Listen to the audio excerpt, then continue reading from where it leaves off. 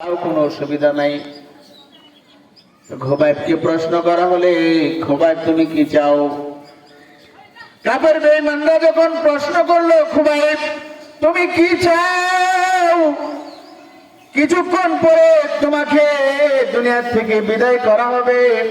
খোবাইব বলে, আমার দুনিয়ার কোনো জিনিসের প্রয়োজন নাই। ও কাফের বেঈমানেরা, আমাকে 2 রাকাত নামাজ পড়তে দে। জীবনের শেষ 2 রাকাত নামাজ, এই নামাজের মাধ্যমে আল্লাহর সাথে আমার দিদার হবে। তোরা মনে করিস না আমি জীবন ভিক্ষা চাই, আমি তোদের কাছে ইহসান চাই, অনুগ্রহ চাই, তা না। বরং জীবনের শেষে আমি 2 রাকাত নামাজ পড়তে চাই। যেই নামাজটা আমার মজা, আমার জীবনের শেষ 2 রাকাত নামাজ আমাকে পড়তে দে। খোবাইব তড়িঘড়িতে 2 রাকাত নামাজ পড়লেন।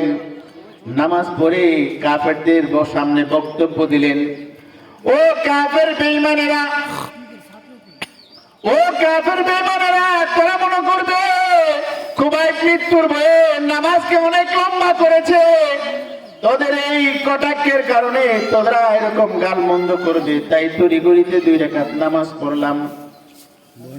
ওরা মনে করবে আমার মৃত্যুর ভয়ের কারণে আমি নামাজকে দীর্ঘ করতেছি। না না, খোবাইব মৃত্যুকে ভয় করে না, বরং জীবনের শেষ 2 রাকাত নামাজ খোবাইবের কাছে অনেক প্রিয় লাগতেছিল। শুনে রাখ কাফের বেঈমানেরা, তোদেরকে আমি ভয় করি না, কিন্তু জীবনের শেষ 2 রাকাত নামাজ এত মজা পাইতেছিলাম।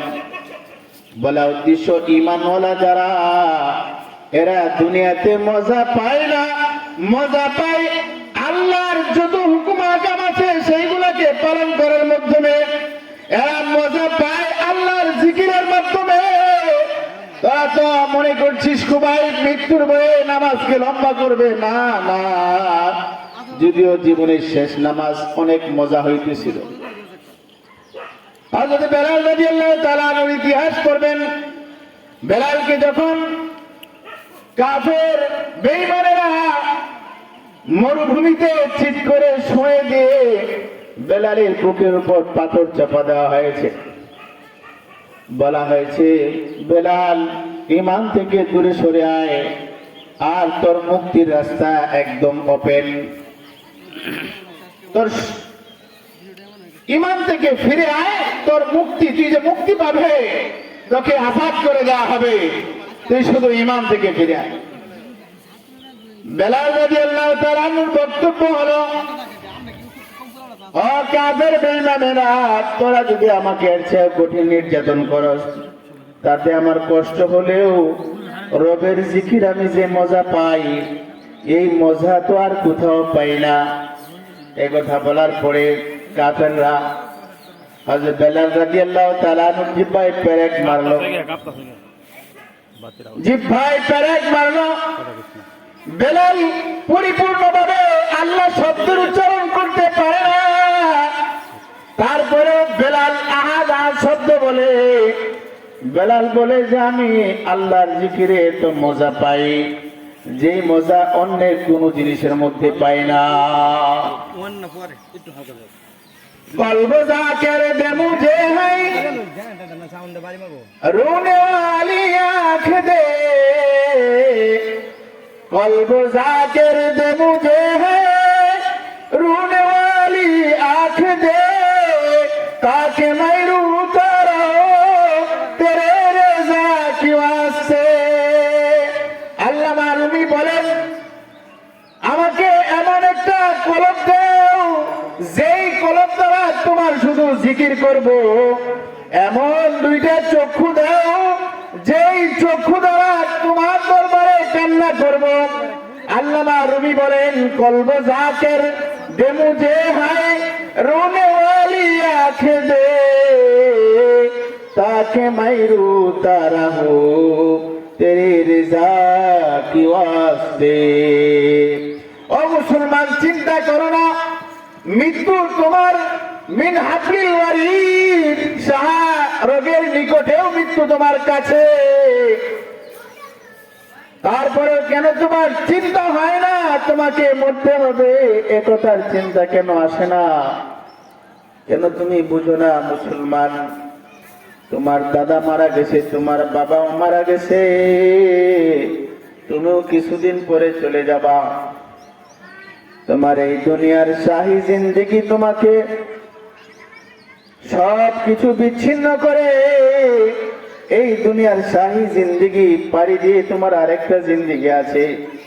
আল্লাহ বলছেন বাল তুসিরুনাল হায়াতাদ দুনিয়া ওয়াল আখিরাতু খায়রু ওয়া আবকা।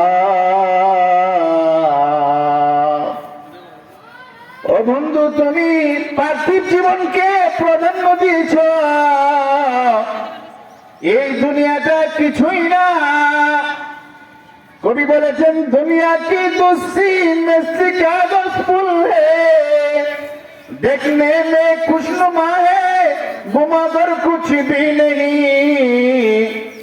রবের সাথে তোমরা সবাই একসাথে আল্লাহকে স্বীকারোক্তি দিয়ে এসেছ। রব তোমাকে আলমে আরওয়াহে সৃষ্টি করে প্রশ্ন করেছিল আলাস্তু বিরাব্বিকুম, আমরা কিন্তু সবাই বলেছিলাম কালু ভালা, আলু বালা, অবশ্যই আপনি আমাদের প্রভু। আলমে আরওয়াহ থেকে আলমে আসবাবে আসছি, আলমে আসবাব থেকে আলমে আরহামে আসছি, আলমে আরহাম থেকে আলমুদ দুনিয়া আসছি, আলমুদ দুনিয়া থেকে আলমে বারজাখে যাব। রুহের জগতে সৃষ্টি করেছেন রব, আবার মায়ের বাপের পৃষ্ঠদেশে দিয়েছেন রব, বাপের পৃষ্ঠদেশ থেকে মায়ের রেহেমে দিয়েছেন রব, মায়ের রেহেম থেকে দুনিয়াতে পাঠিয়েছেন আলমুদ দুনিয়া। এই কয়েকটা জগৎ পাড়ি দিয়ে আসছি আমরা, আলমে আরওয়াহ পাড়ি দিয়ে আসছি, আলমে আসলাব পাড়ি দিয়ে আসছি, আলমে আরহাম পাড়ি দিয়ে আসছি। এখন চলতেছে চতুর্থ নাম্বার আলমে দুনিয়া। দুনিয়ার জিন্দেগি আমরা পাড়ি দিতে যাচ্ছি। আলমুদ দুনিয়া থেকে আমরা যাব আলমে বারজাখ, কবর জগতে। যেই কথাটা বলার উদ্দেশ্য, এক নাম্বার কথা, এই মাদ্রাসাগুলা মানুষ তৈরির কারখানা। এক সময় মানুষ মনে করত মাদ্রাসায় পড়লে বুঝি সন্তান বেকার হয়ে যায়। না না না, এই সন্তান তোমার নবীর আদর্শের সন্তান হয়ে ওঠে। নবী যেভাবে চলতো তোমার সন্তান এইভাবে চলাফেরা শিখায়। নবীর যে আদর্শ আদর্শিত ছিল এই মাদ্রাসায়, কমি মাদ্রাসাগুলা ওইভাবে আদর্শ করে উঠানো হয়। দুই নাম্বার কথা, পৃথিবীতে যা দেখেন সব আপনার পরম বন্ধু মনে করেন, কেউ আপনার পরম বন্ধু নয়। আপনার পরম বন্ধু আপনার ঈমান, আপনার আমলে সালেহ, নেক আমল, এটাই হলো আপনার বন্ধু। আর সব ধোঁকা। দুনিয়াতে যা কিছু আপনি দেখেছেন দেখবেন সব ধোঁকা। আপনি মইরা দেখেন, মরার পরে কে কে আপনার সঙ্গী হয়? কেউ হবে না, কেউ আপনার সঙ্গী হবে না। এত আদরের বিবি যাকে ছাড়া কোনো রাস্তা চলেন নাই, আপনার ইন্তেকালের পরে এই বিবি আপনাকে একা গড়ে রাখতে চায় না, একা থাকতে পারে না, ভয় পায়। কোথায়? আপনার বিবি আপনার ইন্তেকালের পরে একা ঘরে থাকতে ভয় পায়। এই জন্য বন্ধুগণ,